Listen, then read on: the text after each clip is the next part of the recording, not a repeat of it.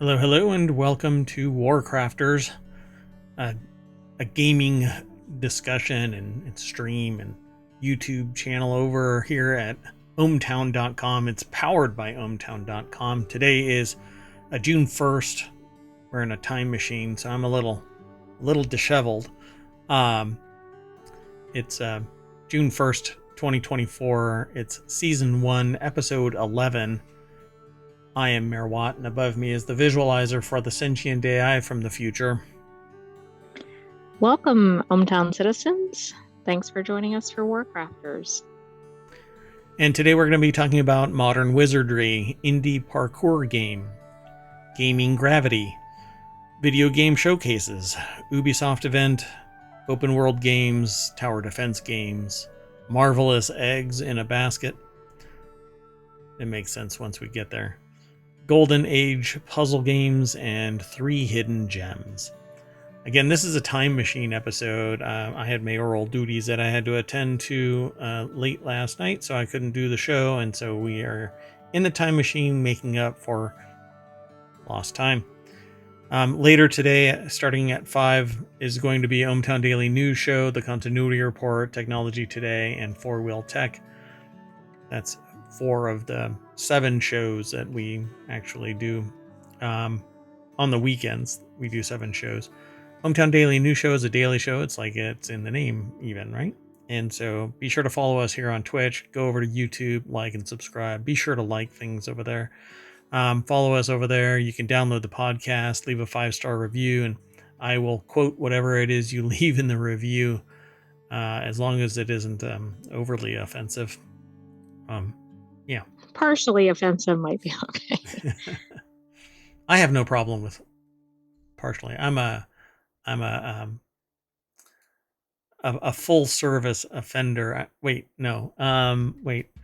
Anyway, let's. Wow. Let's get into the show.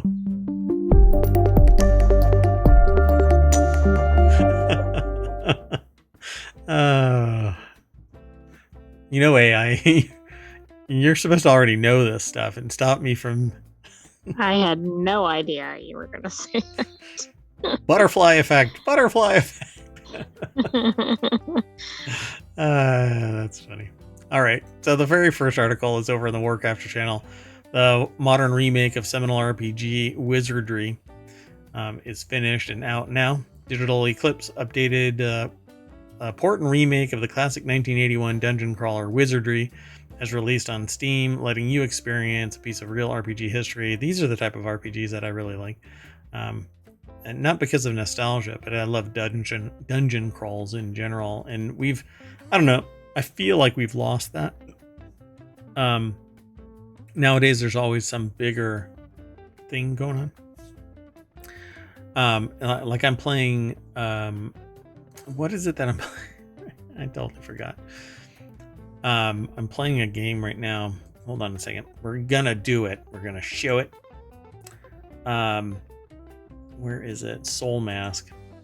And there's so many complexities within Soul Mask that when you first see it, you go, gosh, this is kind of like Ark. Yeah, I don't know.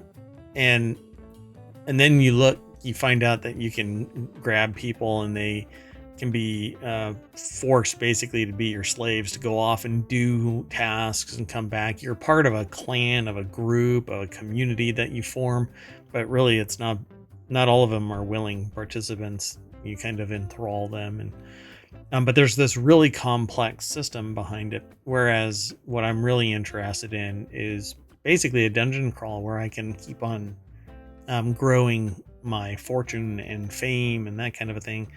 And I feel like dungeon crawls are largely gone. Maybe I'm not looking in the right spots, or I'm taking for granted something, but the idea of Wizardry coming back. Wizardry is an unabashedly old school game, one where surprise party wipes, vicious traps, unwinnable encounters, they have a typo in the thing, are the norm. Encounters. Encounters. It's the in and out of That's right. Gaming journalism. So for all that though, it's a true updated time capsule of the game from that era. Yeah, these are the kind of games that this would probably be the Souls-like of yesteryear. When you die, you die. So the article is by Jonathan Bolding over at PC Gamer, and if you're new to ohmTown, for the last 3 years now, I've been doing a thing called the Summer of Stream, where I dedicate a whole lot of hours for the next 10 weeks or so to highlighting the gaming world, really. And I don't really play games all that much, mainly because if I play a game for more than 2 hours, I lose my mind and I have to do something else. So I love reporting on it. I love talking about it with people, not just gaming, but tech. And that's what I'm going to be doing during the Summer of Stream. While I stream, I'll be playing games and talking about the news and getting ready for the shows and all of that kind of stuff, as well as prepping for possibly 3 shows. 1 show will launch this summer, and 2 more are on the horizon. I just have to make sure that I can facilitate it. Can you preview what those are, or is Nope. that to be announced later? It'll be announced later. Mix War is definitely going to be launched, though. I just have to get enough content ready to actually launch it. And it's taking time, and I'm not really particularly happy about it, like the content that I'm building. Anyway, Wizardry was an important early influence in Dragon Quest and Final Fantasy, and it's been remade. So this is the original game, they said, and cannot be stressed enough, says Ian Sherman during a release stream. Everything that was in the original game is in this game. There were some bugs that have been corrected. Wizardry was a vitally important game in the history of RPGs, in the history of important game overall, not just RPGs, but in gaming in general. It was extremely popular, where it did well, but there were similar games in Japan. Japanese players loved Wizardry, and it's often cited as a direct influence in both Final Fantasy and Dragon Quest creators on the first games in those equally venerable series. So go and check it out. Was it originally a console game? No, consoles. Oh my gosh, you know what? How far back? Let me see.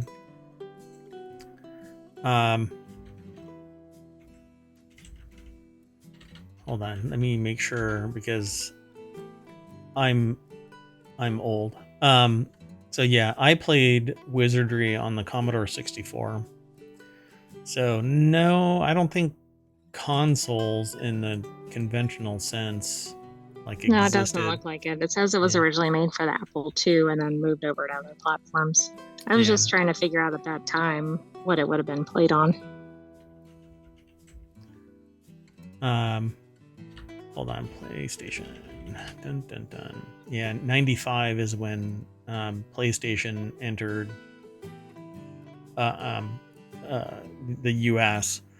So yeah, I don't think that Wizardry ever made it to the consoles, but I played it on Commodore 64 and other iterations of it. There were others that came after it.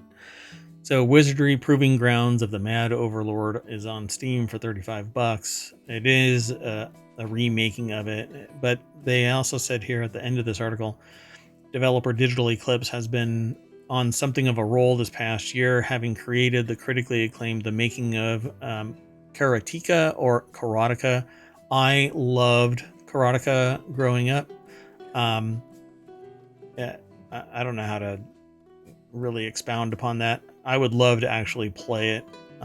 So I'm going to go and look and see if I can actually get it. But there's always been, I'm old school BBS user, bulletin board system.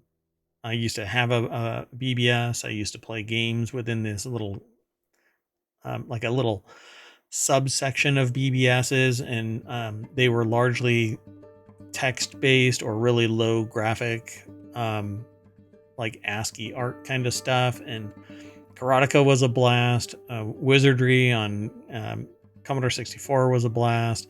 I eventually switched over to PC and that was like a major leap. But my very first computer was a Timex Sinclair with a membrane keyboard. That's how I always introduce it. My very first modem was on a military base, 110 baud modem, acoustic coupled modem. I'm old school, and so seeing something modernized is kind of nostalgic, but it's really because I like that style of game, and that style of game, it's gotten more frenetic, it's gotten crazier, but for me, I love these style of games, kind of chill. That's what I'll be playing, by the way, during the summer of stream, is more chill games, puzzle games, and games that aren't so crazy. You don't need But 500 things happening on the screen at once. yeah, it's pretty wild sometimes. So, since we're here, if you type in exclamation point and then show notes, that will pull up all of the commands that are necessary to pull up the actual show notes for each show. And because this is WarCrafters, if you hit exclamation point WC, it will pull up all 10 of the links and my title. I create a title for each of the segments, but that's not the real title. So you'll be able to follow the links and stay up with us while we're going through these 10. It's kind of like walking down like a bar crawl, but you're walking down Main Street, Ohmtown, and looking left and right and going into each of these shops. And there's 10 shops, always 10 shops. There's countless shops because when you go to ohmtown.com, there's just so much news that's been aggregated. It's insane. Right, but that's why you need to come watch the show and get the highlights. Yep. But you might find better highlights, by the way, and if you become a citizen, then you can actually submit those to us here. I am Mayor Watt, and my co-host is the sentient AI from the future. There's a whole canon back about that, so be sure to go back and look at the previous episodes. That said, role-playing game Wizardry is finished and out now over on Steam, $35. The next article, though, is over in the WarCrafters channel. An indie parkour game is blowing up among sport fans and genre enthusiasts. A recent Steam release from a solo indie developer has really taken off, racking up nearly 1,000 overwhelmingly positive reviews since its release into early access on May 21st. Rooftops and Alleys, the parkour game, is a sport game focused entirely on the experience of parkour and free running, which is to say it's not only a which is to say it's not also a shooter or a game about stabby people in hoods. That's about time. Now, I haven't seen it, I haven't played it, but I thought it would be interesting to highlight it here. So, like, my bias is real. This isn't my style of game, but at least I come out and I say it. And I'm totally willing to promote a game like this, either because of the graphics or because it takes on a different style of gameplay than hack and slash or something like that. And maybe somebody would be interested in it. Obviously, getting a whole bunch of people to say overwhelmingly positive is a win. Jonathan Bolding over at PCGamer.com put the article together. In the video, I'm going to pause it. I don't know if I'll be able to really play it. Oh yeah, so you're like running around and doing the parkour thing, jumping from railings and off of roofs onto It looks kind of fun. the ground. I don't know what the pigeon is all about, but okay. Yeah, and that's all you're really doing is you're running around and jumping, trying to score points and complete challenges. There's rings from time to time that I see in the demo where you have to run through those rings and probably rack up points and extend a timer or something like that. So it seems like there's a lot of falling involved. So if you're really into falling, I suppose that's what you're going to be doing. Rooftops and Alleys combines the discipline of parkour, letting you hop around and explore to try tricks and chase challenging tricks. with the more competitive practice of free running, serving up medal scored time trials and trick challenges to chase on its maps. This is really weirdly written. Maybe written by AI? No, it's a human, I suppose. I mean, I've never seen Jonathan Bolding and an AI in the same room together, but anyway, per the developer, there's no hold button to parkour mentality at work, so I guess you're just going to have to go no matter what. So go over to Steam and check out Rooftops and Alleys, the parkour game, and good luck. Happy falling. We had fun graphics, but I don't know.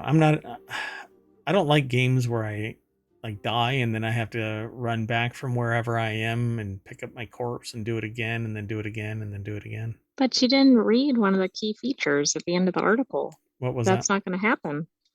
There's a button where you can a session marker. Oh, you can drop a session marker wherever you go, letting you reset to that spot wherever you like, and then when you take a nasty fall, you'll just pop right back to that. All right, look at you. You need to jump in there.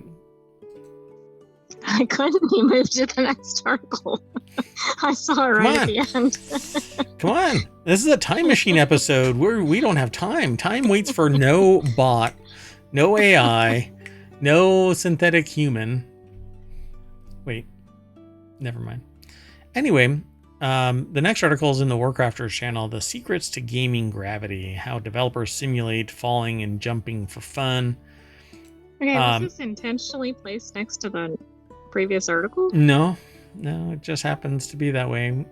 Gravity just led it right to it. Michael McWhirter over at Polygon.com put the article together. Find the fun. That's what you were doing. Yeah, it was. Game development's common refrain can manifest as the creation of a new game mechanic, the refinement or combination of existing mechanics, or making something simple like jumping, flying, and fighting feel great, even falling. Which, again, I guess it was destiny that the two articles sit side by side on the floor, apparently, after dropping them. When you were making comments about falling, I thought you were teeing up this article. No, it just was the way that it landed. In games like Fortnite, Apex Legends, The Legend of Zelda, Tears of the Kingdom, plummeting from open skies to the hard ground. Below is an experience. Simulated gravity pulls players downward. Game mechanics let them float, spin, flourish as they fall. So the article goes into why they do something and how they do it. Russo says the extra level of polish to make this feel right involved resetting the player's velocity if they were on their way down, or setting a new slower velocity if they were on their way up, because actually hovering at a specific height for multiple frames also felt wrong. So his team applied the same methodology with varying degrees of special case adjustment to lots of abilities like catching, dashing, balling up. You go into like little curl up ball position, like fetal position, but a ball. Gravity is a force that pulls stuff down at every single frame of the game, said Chris Mercado, technical designer at Velen.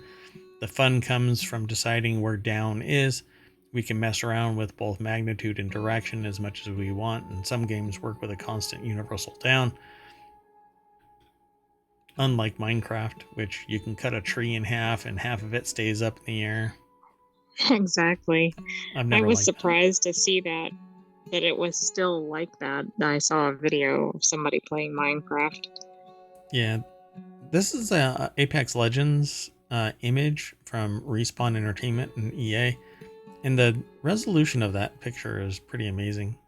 The level of detail in this bot is pretty cool. Mm-hmm. Anyway, so yeah, this article talks about gravity and different types of gravity in games and how it can add to the fun and realism and just game mechanics that players can exploit as they play. Developers apply similar tricks for jumps, Russo said, by letting players jump a few frames after they've walked off a ledge. So as you're about to fall, you can jump. The amount of control the player has while they're in the middle of a jump is one of the most fun aspects to mess with, says Doug Applewhite, a programmer and designer. It's a surprisingly difficult situation to feel good and right, and there's lots of options you have to play with. So it's pretty cool. There's a lot more for this article, but it's basically just talking about various games and how gravity plays a role in these games, and how different games have different mechanics centered around it. I liked this article because we see a lot about, okay, this is this game and I like it or don't like it because of this, but I don't see as many articles talking about kind of the mechanics behind it. Yeah, this is probably going to be for somebody that's interested in those mechanics, in the theory, in the processes, the philosophy. Michael McWhirter over at Polygon.com put the article together, and the deck statement is how developers simulate falling and jumping for fun. And it's posted back in May 27th, but because this is a weekly show, we grab stuff from the point of our last show to the beginning of this show.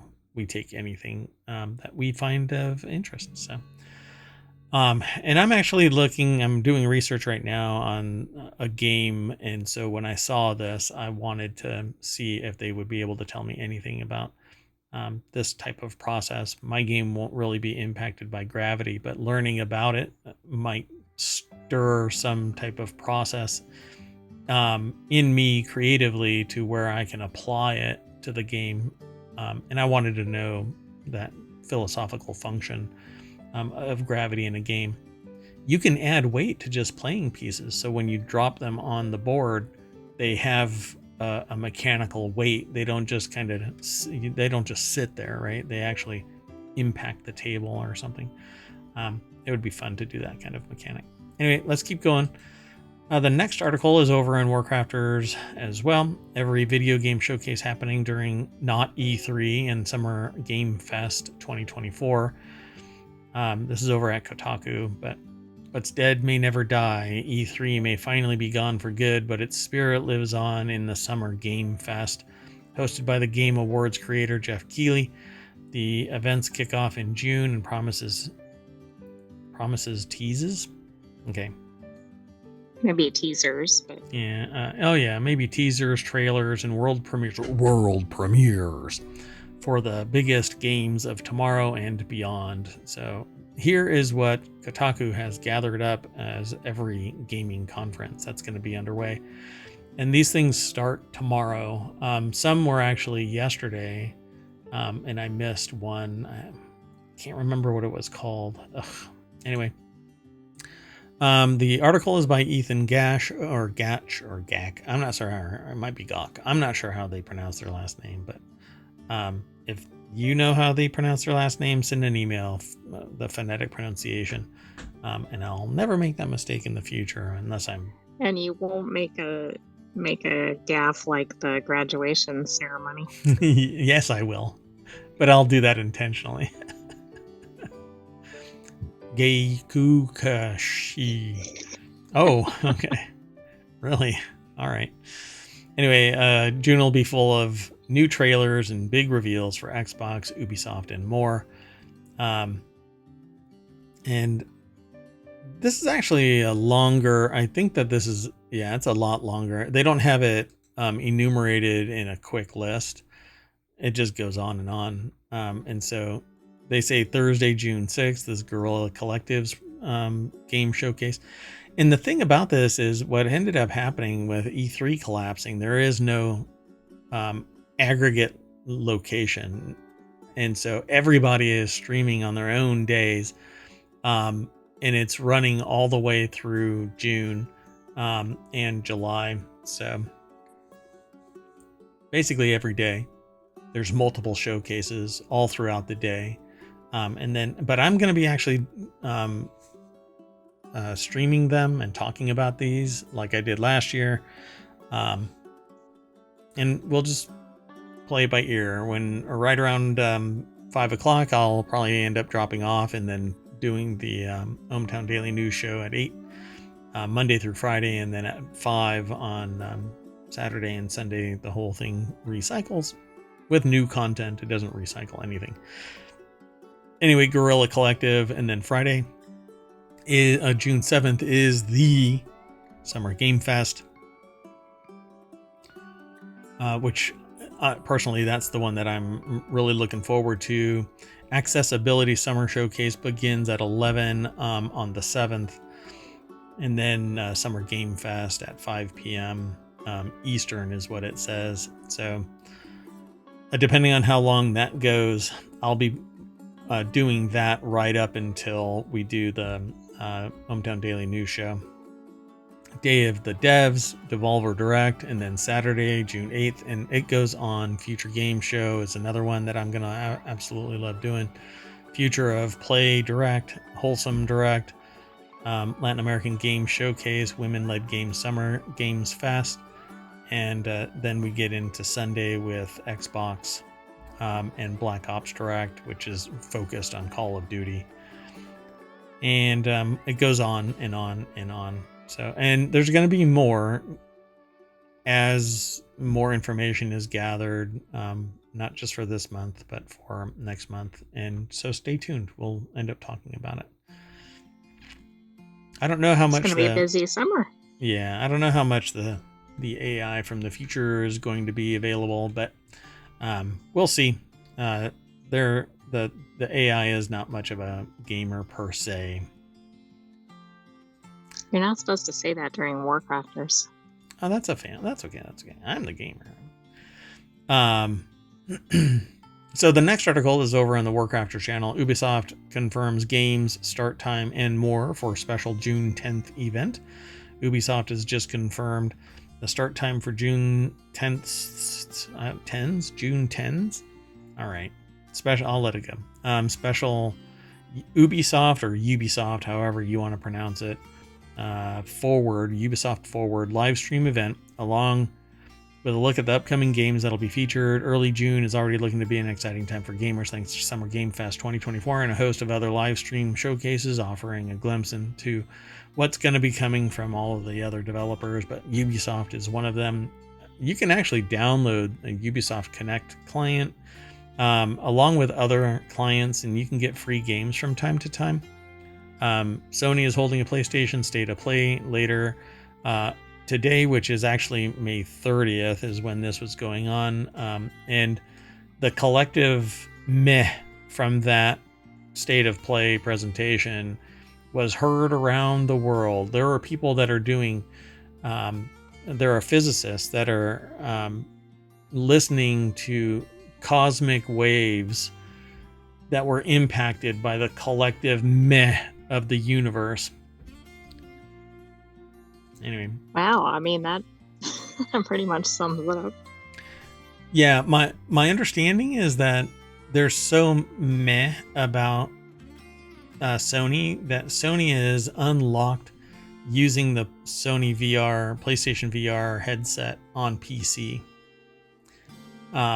Just so that there's more people that are involved in PlayStation stuff. That's a rumor that I heard. I didn't go out and confirm it yet, and I'm not really into rumors, but I wouldn't be surprised because selling more units supports the idea that at some point they're going to pull the plug on that, and you can only use it on PlayStations, and then you go out and buy a PlayStation because you spent hundreds of dollars on PC or PS VR, not PC VR. Anyway. J. Brody Shirey over at GameRant.com put the article together. And the takeaway here is Ubisoft's Forward live stream is on June 10th. AAA titles and free-to-play games are included in Ubisoft's 2024 plans, with more reveals expected during the event. And the event follows Microsoft's Xbox Showcase and Summer Game Fest, promising exciting reveals for gamers in the upcoming year. Yeah, this is every summer now since E3 basically imploded, since the pandemic, really, every summer has become like discovering gold in the hills of California again. And everybody just starts scrambling to discover what the latest hotness is.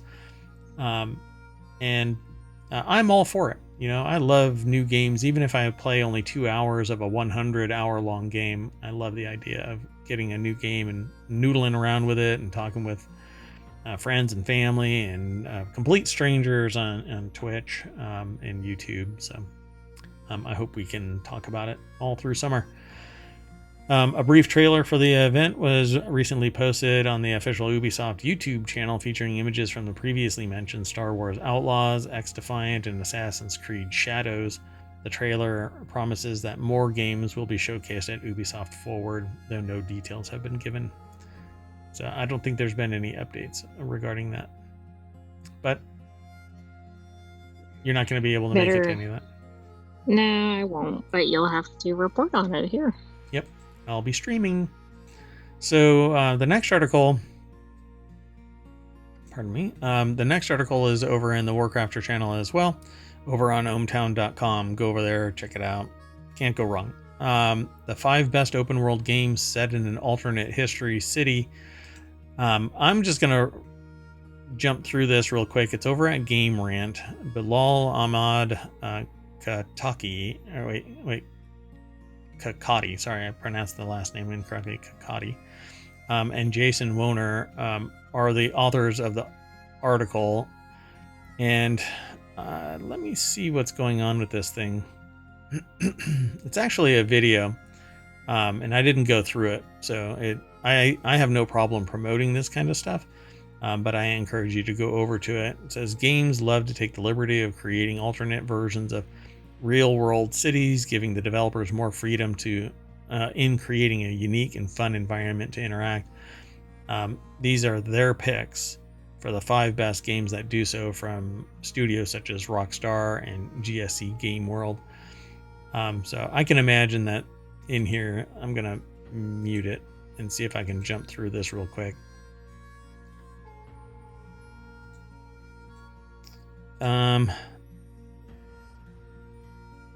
Yeah, I don't know what all of these games are.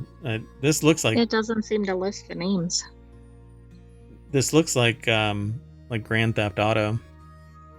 So I think it's... oh my gosh, I just forgot the name of it. Star City or something like that. Arcane Lion, 4A Games. It might be Vice City. Vice City, is it? Yeah. Let's see. They actually have a lot of these. North Korea invades the United States. Compulsion Games. Franklin Roosevelt assassinated. And actually, all of these are like dystopian future worlds. Oh, their number 1, I guess, is Stalker: Shadow of Chernobyl, which is like a post-Chernobyl apocalypse thing. It actually uses real footage from the disaster. So interesting. Okay, let's just keep going. That'll be hyper realistic. Yeah, some of it, because it actually uses the video, but it's kind of older, and so it doesn't have high resolution realistic stuff. The next article is in the continuity report, 10 best tower defense games to play right now, and this one has a short snippet that we aggregate, and it says, there are few things as satisfying or rewarding as successfully protecting a base against legions of enemies in a tower defense video game. Whether that be a PC game or a mobile title, for many, the rush that can come from flattening droves of monsters or blocking the path of an enemy player can be one of the best feelings that a video game can provide. Yeah, you get that little dopamine rush. So they have Plants vs. Zombies in here, and Bloons TD, which is probably TD6, because I don't think they've moved on to TD7 yet. But that's at least 2 of them. So let's see what the others are. Okay. Their number 10 is Sanctum 2, offers a sci-fi approach to solo or co-op based defense. This is really actually pretty interesting, because you either love this or you hate it. But it's a hybrid of first-person shooter and tower defense. You actually build your base up and then you're attacked. And as you're attacked, you're running around on your base, defending from mobs attacking you. Eventually, you're going to fail. Some stuff flies over you. Some stuff comes up from a valley. All kinds of mobs, different types of mobs. It's quite It actually interesting. sounds pretty cool and a little different than some other things. Yeah, see how they have this little path here? You can boost this, but you actually run around as well. Did we have something featured about that in another article? We did. Yep. I recognize the graphics. Yeah, we actually talked about this game in another episode. It just wasn't this. It wasn't WarCrafters. Then Orcs Must Die 3, a well-known title for good reason, a fulfilling experience of mowing down orcs in a variety of ways. I've never played this, but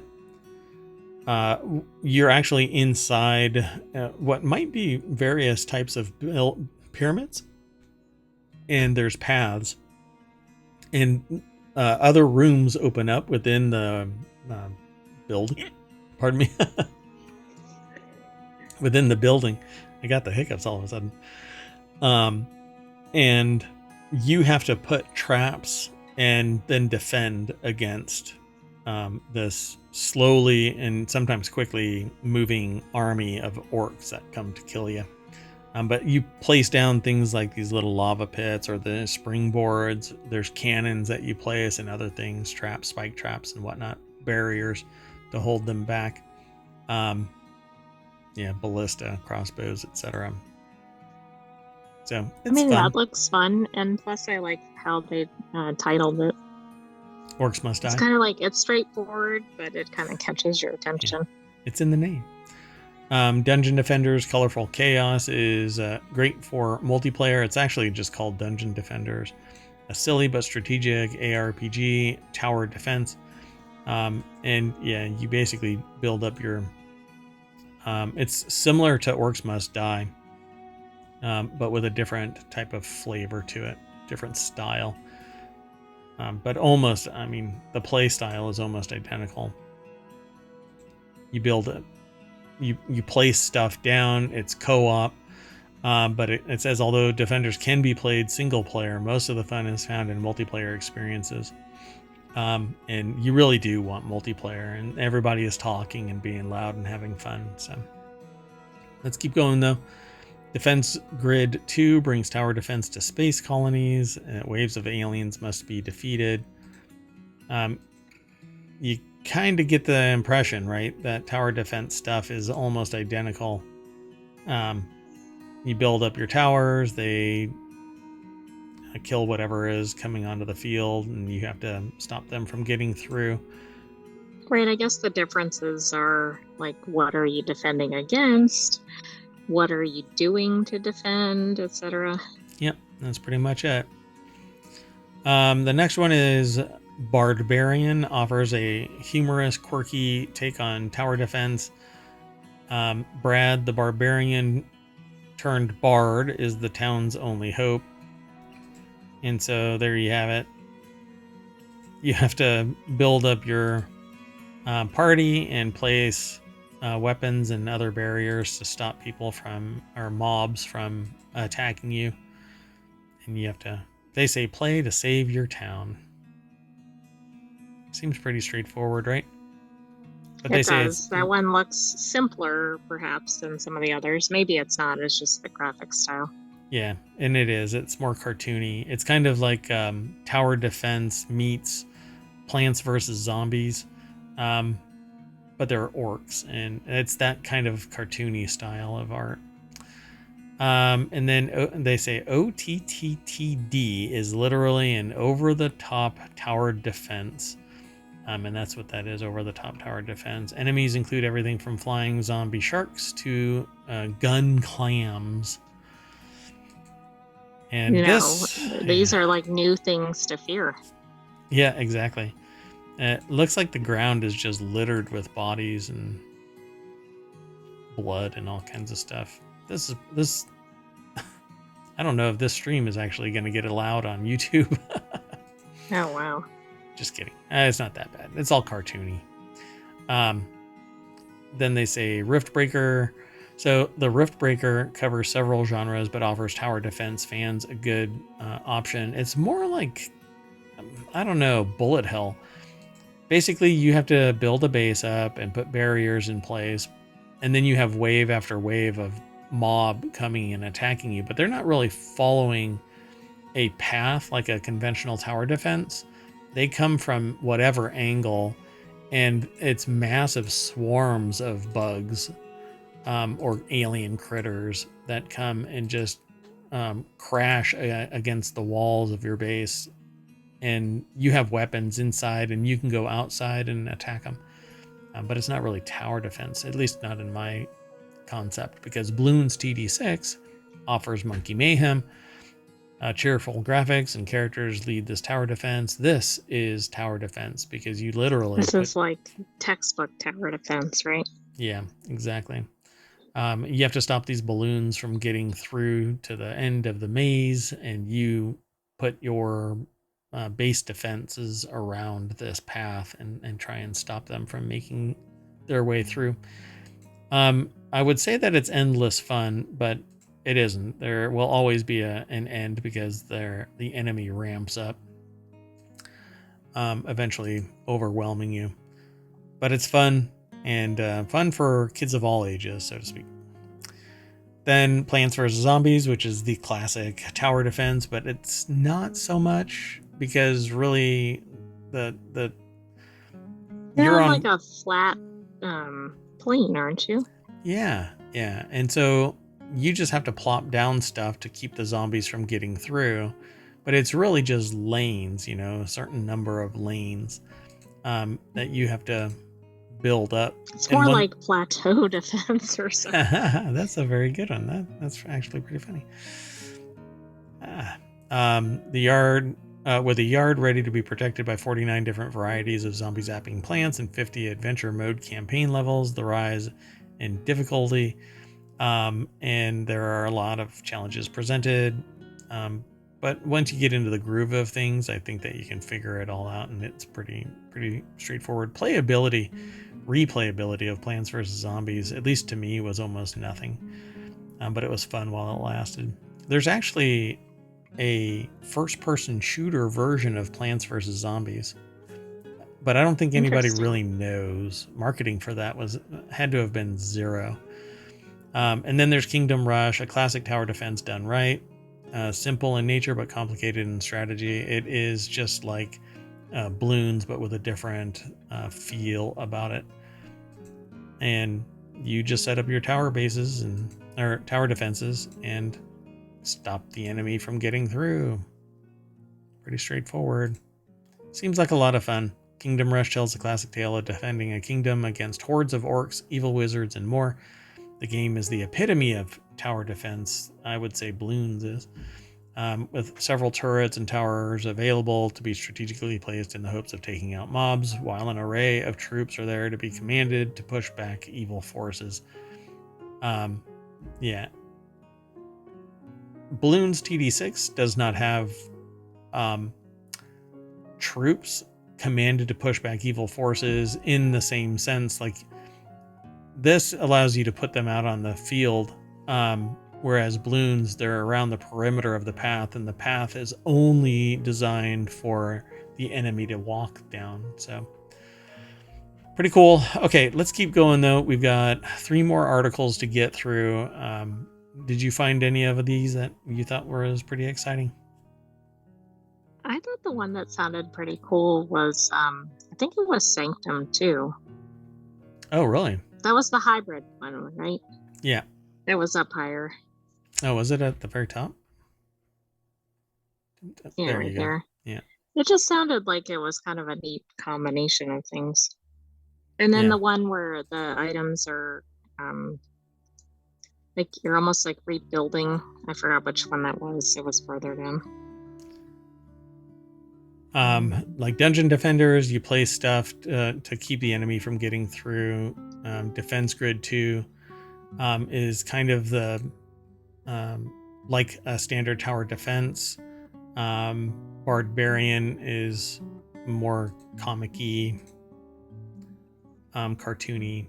And then there's OTTD. That's the same kind of a thing. And then Riftbreaker, you have to keep rebuilding around the perimeter. I think that one sounded pretty cool too. Yeah. I just couldn't remember which title it was. Yeah, there's waves of mobs that it's just bug after bug. And the only good bug is a dead bug. So the next article is over in the WarCrafters channel. Marvel putting a bunch of eggs in EA's basket needs to pay off well. The public perception of EA is pretty mixed for a long time now. Larger that EA has grown over the past few decades, the more controversies it's found itself in.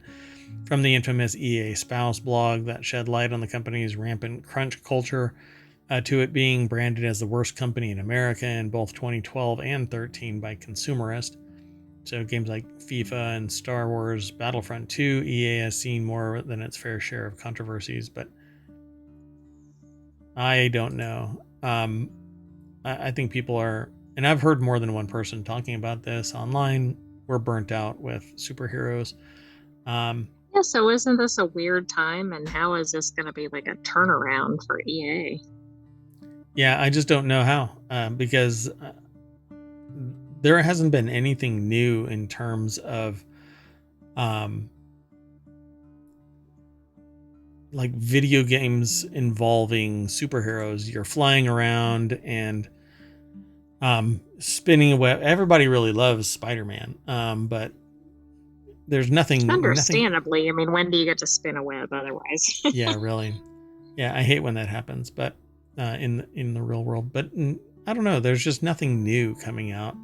I agree, but do you think part of the issue is this was set in place in late 2022, and I don't know that they were at quite Marvel saturation at that point?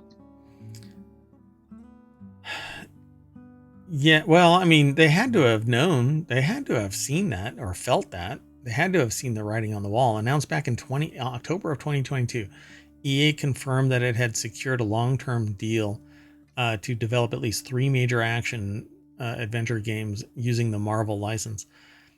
And so, because that time frame seemed like that was when the heyday of when they were putting out a lot of Marvel TV shows and everything like that. And it seemed like kind of right after that. I don't know.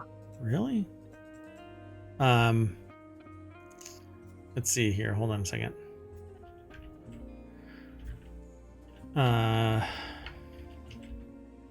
Yeah, wasn't that like when WandaVision and Hawkeye and Moon Knight and all of that were around?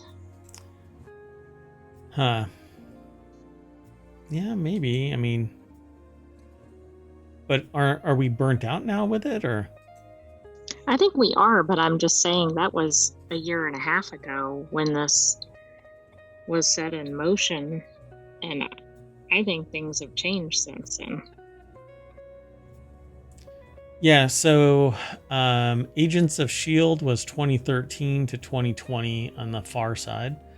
Agent Carter was 2015 to 2016. Inhumans died immediately. Then Netflix was all the way up until 2019. Let's see what else. WandaVision was 2021. Falcon and all of this, I mean, the last thing was 2022. She-Hulk. Oh, interesting. Okay, so it was all right before then. So maybe Burnout was already there by the time this deal was put in place. And it all flamed out. All of the WandaVision, Falcon and the Winter Soldier, Loki, What If, Hawkeye, Moon Knight, Ms. Marvel, and She-Hulk were all one season. Phase 4. And then phase 5 was Secret Invasion, which was one season, Loki, What If, season 2, Loki, season 2. Echo, which it says originally released January 9th, 2024, but what is going on with Echo? It seemed to just like flame out. Like, what the hell is Echo? Agatha All Along is set for to be announced. Eyes of Wakanda to be announced. Your Friendly Neighborhood Spider-Man to be announced. Daredevil Born Again to be announced.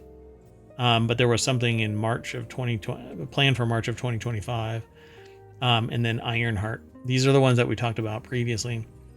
Now, converting something into games, Iron Man VR, that is going to be so niche that I don't know if it's going to be able to motivate enough people to buy VR. But I'd like to play it. It sounds fun. All right. What else would they put in there? So something Wakanda based, right? Something Star Wars. Yeah, I don't know. I just don't see it. And I think, again, people are just burnt out with superheroes. I think that whatever is going to happen, the only one that has any legs, I think, is Spider-Man. That's pretty much it. Maybe Iron Man, but Iron Man is... There isn't much to Iron Man. You've got a bunch of tech, and it's going to be a shoot 'em up, and really what else is there?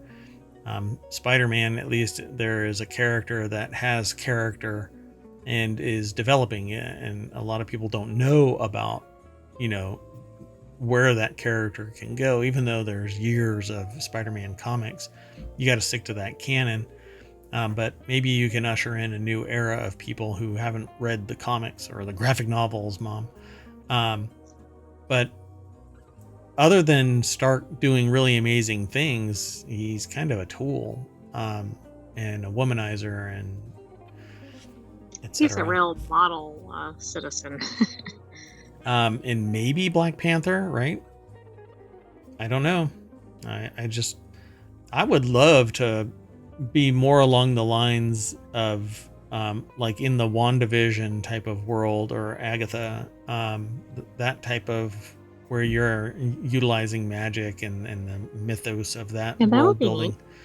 Because you could actually end up in a completely different time and space using magic, whereas time travel with technology is somewhat limited, because you can't just open up a portal somewhere as easily as casting a spell that warps time and space. Yeah. So maybe they'll do that right there. Rise of Hydra, Marvel 1943, and turn it into a game and I don't know if that's actually happening yet. So the weird thing is, to me, I think a lot of these could be fun as games, but for their association. Like if we didn't have all the Marvel fatigue, the games might be fun on their own. Yeah. But I think people might write them off because they're like, oh God, no more Marvel. I'm tired of Marvel stuff. Yeah. Yeah, we definitely have the hero fatigue. So, okay, let's keep going though. We've got 2 more articles. This next one is in Technology Today. It's a golden age of puzzle games, even for people who suck at puzzle games. The author says that they're a big fan of British comedy game Taskmaster. I didn't know that it was a comedy game show. I've never watched a single episode of Taskmaster. Each season, 5 comedians compete against each other to complete ridiculous objectives. The competitors are often rewarded for lateral thinking as long as they stick within each task's rules. So the article is by Chris Holt over at Engadget.com. And the deck statement says Animal Well, Lorelei and the Laser Eyes, and Paper Trail are among the recent standouts. And that's one game, Lorelei and the Laser Eyes. I was wondering that. Yeah. I was like, is it Lorelei and then also Laser Eyes and Paper Trail, or how are they combined there? It needs an Oxford comma. So let's see, what do they say here? Every time they watch a player hilariously mess up, they often think, well, I could do better than that, but sit me down in front of a puzzle game and then demands adept use of logic or pushes me to think outside the box. And they often get frustrated and give up quickly unless they find a decent guide to help them out. That's quite irritating, especially since we're in a golden age of puzzle games. By the way, this brought up the memory from earlier today where Coke Carnage was talking with his audience with his community about the fact that whenever he has a question, he asks it, and somebody in the chat has that answer. And Ko says, wouldn't it be amazing if there was an AI that you could talk to? And that's exactly what can be done right now with the OpenAI app. You put it into basically chat mode, and you can talk with the app in real time. So if you want to sit there and you can, I'm pretty sure you could go in and talk about Animal Well with that AI, and it would give you guidance about how to complete the levels. Right, it could definitely give you some tips, etc. But it's slow, and I haven't tried it yet. But see, I don't have any of these games. I could not get into Animal Well, and these are like side-scrolling puzzle games. Lorelei and the Laser Eyes and Paper Trail. I'm looking for Laser Eyes and the Paper Trail. I'm waiting for that game to come out. Well, it's hard because it's always getting set on fire by the Laser Eyes. Exactly, it's not a good combination. So it's like rock, paper, scissors, but it's Animal Well, Paper Trail, and Laser Eyes, right? I like it. So, yes. Rock, paper, scissors, lizard, Spock. So they have these trailers for the various games in here. It says, but after a busy day of work, they're far more inclined to play something relatively mindless like Overwatch 2 or Fortnite. They tend to bristle at anything that slows them down, such as turn-based games. Yeah, I don't really like turn-based games either. I like survival base builder games, which is kind of interesting because like all day long, my objective is to build a base, but in the real world. And defend it against attackers, kind of a thing. But I'm not Right. talking. I'm not military. Seems like it might not be appealing. And so yeah, like but it's fantastical, whereas the mundane real world is just that. So, puzzle games are always fun. Like I loved Myst. Myst was a great puzzle game. I won it in VR, but I think it's out, but I haven't gotten it. So Lorelei, it says here, it opens with a woman named Lorelei standing next to her car. The vehicle won't start, but fortunately there's a hotel close by. As it turns out, that's where Lorelei is supposed to be to help an artist complete his magnum opus. This is a place where time is nebulous. It's 1963, but there are computers where you save your progress in a Game Boy style system to use. So I won't play all of these, but let me mute it. It has a really interesting art style, and it's puzzle room after room of puzzles, and you have to solve these puzzles to progress the story. Seems kind of horror story-ish at some points in the trailer, but neat nonetheless. And then Animal Well is the side scroller, kind of 8-bit graphics, but not. And you have to jump around to do certain things, and there's animals all throughout this thing. Little graphics of animals, and you have to do certain things to get into certain rooms to get your way all the way through it.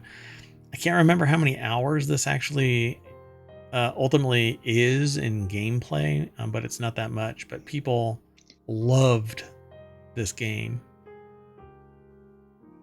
I can't decide if it's exciting or terrifying with that ghostly looking cat chasing everybody.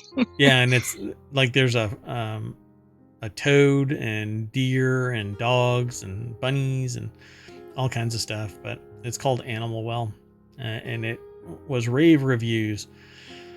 And this is the thing from the very beginning, Paper Trail. The aim is to guide a protagonist named Paige through a swath of mazy, I guess that's the way to spell it, environments toward her goal of attending school and becoming an astrophysicist. But there are many obstacles in her way. Fortunately, Paige and the player can bend reality. This means folding over the edges of the world, which has two planes, just like a piece of paper, to open up new paths. You think it has the limitation like real paper in terms of how many times it can be folded? That it explodes if you fold it more than 7 times. Maybe. So there's a channel on YouTube called the Hydraulic Press channel that did it. Kept folding over the paper and then put it under the press on the last time that you could fold it. And then they pressed it down and it just detonates. Wow. Because I think heat builds up in the folds and then it blows up. So yeah, this is a pretty neat game. There's another one out there that's kind of like this with photographs, and you have to angle the photograph the right way so that it opens up the path to another level in the game. Oh, interesting. But this is 2-dimensional, but accounts for that dimensionality by folding the paper on top of itself. It's pretty neat. Yeah, I kind of dig it. And there's a couple of other things in this article, so go and check them out. But we have one more article to go. I'll try and get this one done pretty quick so that we can turn off the time machine, let it cool down, and then we will be back in our regular timeline so that we can do the regular shows starting at 5, might be a little bit longer. This is in the Reality Hacker channel. May is packed with great games, but don't miss these 3 hidden gems. May has been full of excellent indie games, but these 3 standouts shouldn't go under your radar. Thomas Franzes, I think, put this article together for Digital Trends. Senua Saga, Hellblade 2, X Defiant, and Paper Mario: The Thousand Year Door, where it says the biggest hitters. Senua Saga Hellblade 2 is actually an excursion into coping with mental wellness, Oh, wow. schizophrenia in particular. And that was the deeper understanding of this game. But if you never allowed yourself to think about that, basically it's a horror show. Some of the games, including Animal Well, Lorelei, and Laser Eyes, have gotten respect they deserve in the past week alone. 3 standout games. So Wizardry, Proving Grounds of the Mad Overlord, Zillions, and Starstruck Vagabond. Now, I've heard of Starstruck Vagabond and Wizardry. Zillions I have not. And we've already talked about Wizardry a little bit. It's the old school RPG. You go through, it's a dungeon crawl, but you build up your character, and it is the standard Dungeons and Dragons for digital screens, and it went on to influence the creators of now beloved video games, Final Fantasy, and others. So, and then the Zillions here. Mechanically, Zillions is reminiscent of games like Slay the Spire. It's a card battler with a roguelike structure, which means players build decks and then have to fight their way through a series of card battles with a limited amount of health, slowly improving over each run. You do it again, kind of grindy as the game cycle. You go as far as you can to get enough resources to build up your character, and in the process of building up your character, you can go further the next round. But you'll always meet your match at some point until you're strong enough to go through the entire string of attackers. Now, what they say here is what makes Zillion stand out is the funkiness of its presentation and the ideas it brings to the table for its cards. The pitch is that players are exploring space on a planet ship named Baby Violence, and work with a crew of characters with quirky names like Foam Gun in order to overpopulate and ultimately destroy the planets that get in their way. And then Starstruck Vagabond. It's a sci-fi take on the busy work-life sim as players keep their ship clean, micromanage a small crew of characters, and deliver materials. The readability of Starstruck Vagabond's UI is a bit clunky because it has the like 8-bit pixel graphics. It does have a cool title, though. Starstruck Vagabond. Yeah. I'll get that tattoo. If you followed Yahtzee's content for years but never actually played one of their games, they've made a few apparently, then Starstruck Vagabond is definitely worth your time. So go and check it out. They don't have a trailer. They only have this one image of it, which is kind of a bummer. They really should have a trailer for these things. It's okay. It's not my website. I agree. All right, folks, but that's it. So we are going to hop on our Starstruck Vagabond and have them carry us all the way down Main Street to where we always end up, which is the welcome sign, looking left and right and picking up our trash that we deposited as we ran from one article to the next. Got to have your hands free. That's tough to do when you're doing parkour. That's right. But that's it, folks. If you're interested in WarCrafters, it is under the Creative and Maker category over on ohmtown.com. That's if you want to be kind of hyper-focused. You can just click on that and it'll refresh and give you some new articles. If new articles have been aggregated,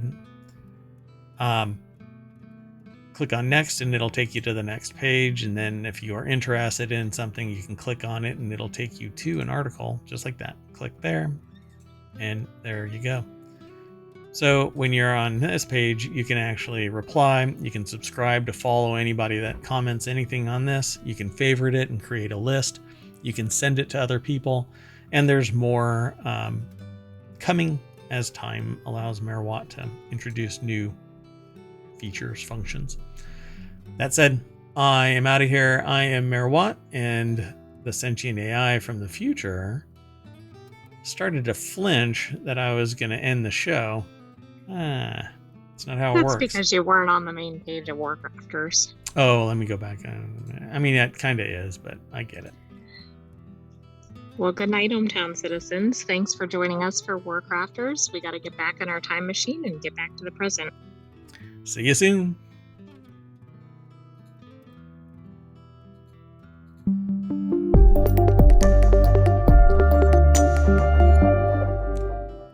It took me a long time to end the stream because the buttons are really hot. So see you later.